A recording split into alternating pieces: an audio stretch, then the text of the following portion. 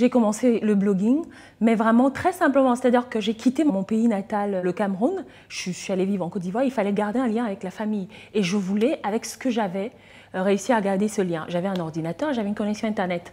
Alors j'ai découvert le blog, j'ai créé un blog perso où je mettais mes photos et tout ce que je faisais. J'envoyais le lien aux membres de ma famille. Je me suis dit que voilà, il fallait quand même parler un petit peu de mon métier.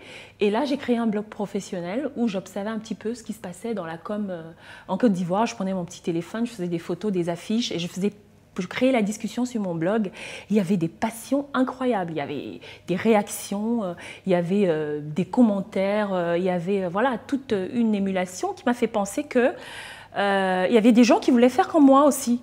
Et donc, je me suis davantage intéressée à ça et j'ai participé du coup à la création de la première plateforme de blog de l'Afrique de l'Ouest qui s'appelle Ivoire Blog. Et là, on a vu l'explosion que ça a créé, c'est-à-dire en moins d'un an, on a eu 200 blogs avec des contenus plus ou moins intéressants, mais il y avait aussi surtout derrière des questions que les uns et les autres nous posaient. Alors comment faire, comment il faut écrire, comment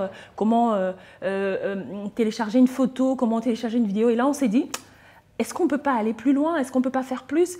Et on a créé le premier blog camp, où on a décidé, comme ça, on était dans une petite salle qu'on a réussi à avoir par un ami pour former des étudiants, des femmes, des journalistes au blogging gratuitement, mais vraiment complètement gratuitement. On a Israël Guébo qui est un incroyable start-upper, qui est un serial entrepreneur. À l'époque, on a commencé tous ensemble. On a Cyriaque Govou qui est arrivé après et qui est vraiment incroyable aujourd'hui avec le Haut Village qu'il dirige.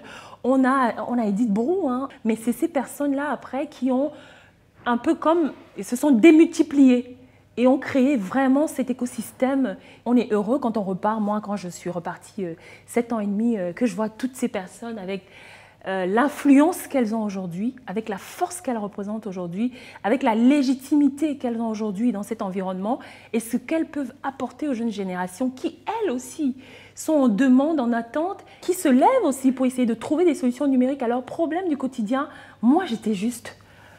Aujourd'hui, la politique Télésat Monde, c'est de se dire qu'on va, sur cette offre numérique en particulier, créer des contenus exclusifs pour le web. Mais ce sur quoi on veut s'appuyer, c'est exclusivement des producteurs du continent. TV5 choisit de se mettre aux côtés de cette mutation, d'accompagner cette mutation numérique aujourd'hui.